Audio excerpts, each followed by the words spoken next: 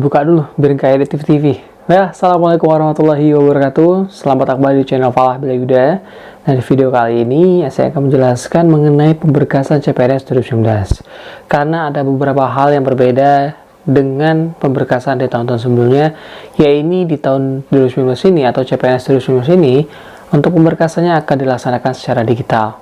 Nah, apa saja sih perbedaannya atau bagaimana sebenarnya proses pemberkasan secara digital nih? Nah, untuk informasi lebih lanjut sebelum saya sampaikan hal tersebut, ada baiknya nih buat kalian yang belum subscribe channel saya ini, silakan untuk kalian subscribe terlebih dahulu.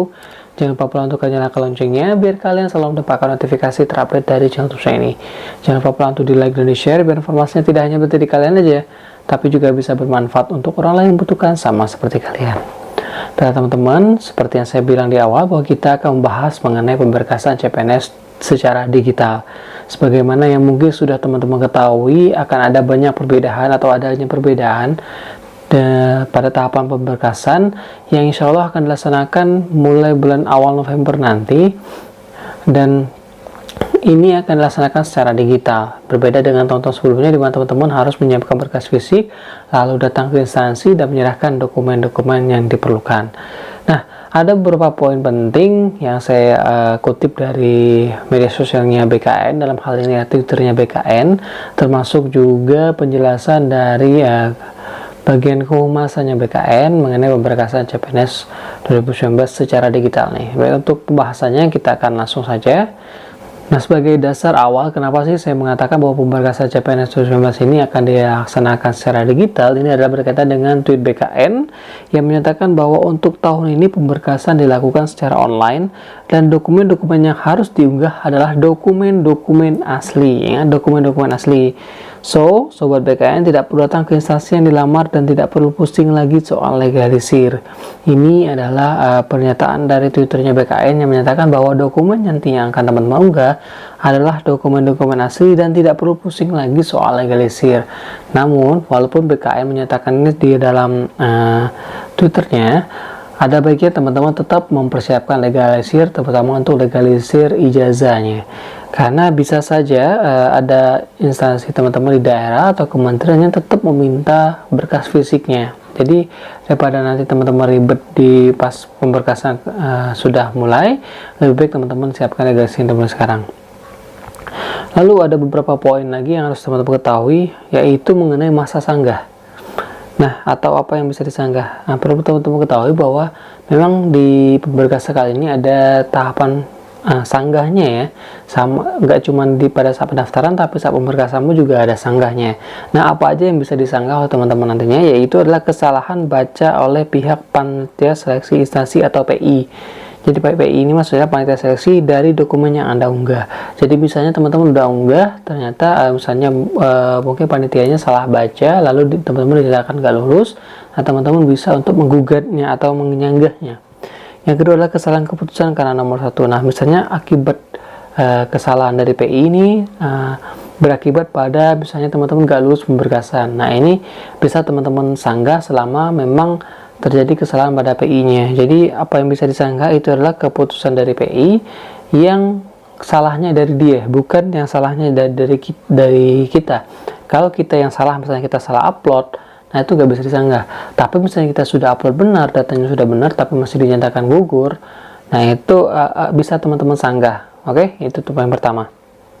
Lanjut, yaitu adalah ini dari Abi Ridwan ya. Abi Ridwan ini bagian humasnya BKN, dan mengatakan bahwa untuk referensi utama pada saat tahap pemberkasan ini, teman-teman bisa cek di peraturan BKN nomor 14 tahun 2018. Peraturan BKN nomor 14 tahun 2018. BKN menerapkan pemberkasan digital. Pastikan dokumen yang disyaratkan PI atau panitia instansi di-scan dengan maksimal ukuran 200 KB per dok atau rapi, terbaca dengan mudah. Yang di-scan dokumen asli, bukan berkas legalisir.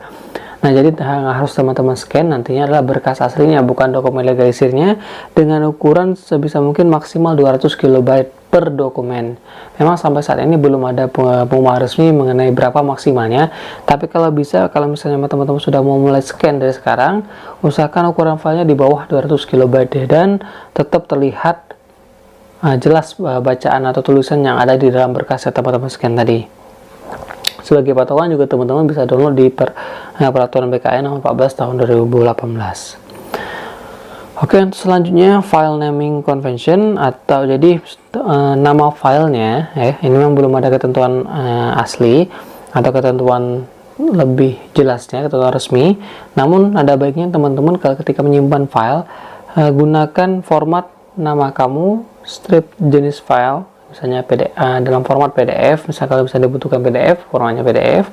Kalau misalnya dalam format JPG, silakan dengan format JPG. Nah, misalnya dokumen kakak, formatnya nama underscore jenis filenya. Nah, berarti kakak atau kartu keluarga, nama kamu, garis miring jenis file, misalnya yang teman-teman upload adalah kakak, berarti nama saya misalnya Falah underscore kakak atau Falah underscore ijazah. Nah, cara penamaan filenya seperti itu kurang lebih. Untuk persiapan aja, kalau nama file kan bisa teman-teman ganti tiba-tiba secara saat itu juga. Tapi gak ada salahnya kalau saya mau teman-teman scan berkasnya dari sekarang, nama filenya tulis saja seperti itu, format nama underscore jenis file yang teman-teman unggah. Namun ikuti petunjuk PI atau panitia instansi tentang pengiriman dokumen digital. Jika panitia instansi masih meminta berkas manual, siapkan juga dokumen legalisirnya. Nah, ini seperti saya bilang di awal tadi bahwa walaupun proses digital dan menggunakan dokumen asli, teman-teman baiknya mempersiapkan juga dokumen legalisirnya. Siapa tahu misalnya instansinya teman-teman meminta dokumen legalisirnya, jadi teman-teman sudah siap pokoknya.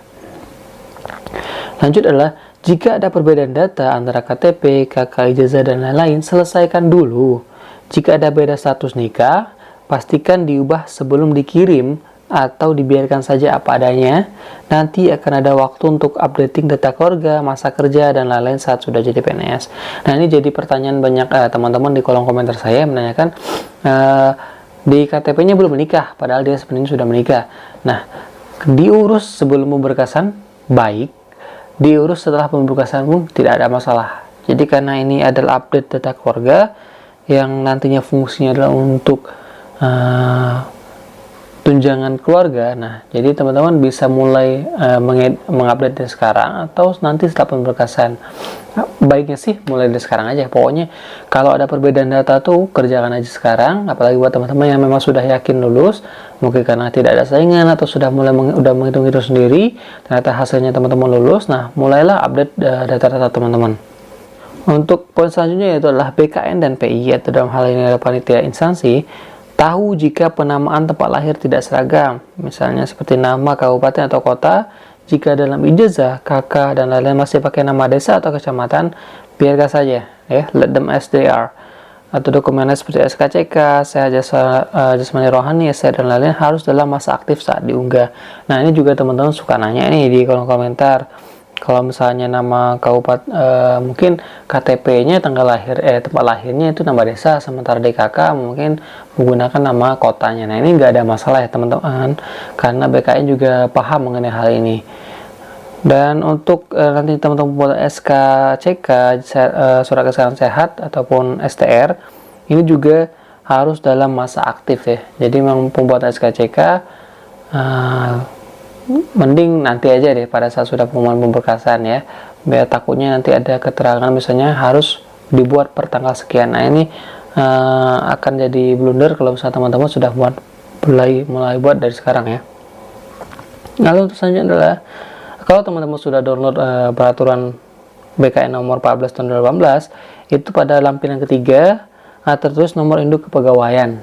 Nah, sebenarnya adalah nomor induk kependudukan. Jadi biar nggak kosong, ini lampiran 3 ini berisi tentang daftar riwayat hidup ya. Untuk pengisian daftar riwayat hidup, teman-teman juga bisa simak video saya yang lain tentang daftar riwayat hidup untuk pemberkasan CPNS ya. Jadi yang tertulis itu kan NIK atau nomor induk kepegawaian, padahal sebenarnya adalah nomor induk kependudukan. Nah, ini beberapa hal yang terkait dengan pemberkasan CPNS 2019 yang akan dilaksanakan secara digital. Namun dengan catatan teman-teman juga harus menyiapkan berkas-berkas fisiknya. Siapa tahu memang instansinya teman-teman meminta dokumen fisik. Jadi teman-teman sudah siap semuanya. Pemberkasan ini waktunya nggak lama, biasanya paling lama 1 mingguan. Dan ini jadi catatan penting buat teman-teman mulai menyiapkan berkas-berkasnya dari sekarang, biar nantinya nggak keteteran yang mengakibatkan teman-teman malah telat untuk ikut berberkasan.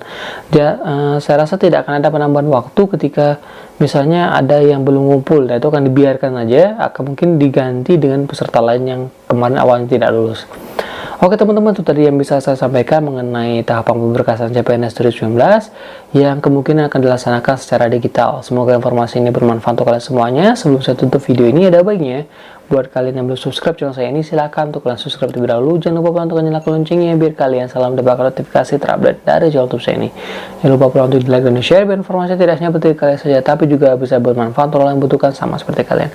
Saya Fala Biluda, Assalamualaikum warahmatullahi wabarakatuh. Tetap jaga kesehatan dan gunakan masker saat berada di luar ruangan.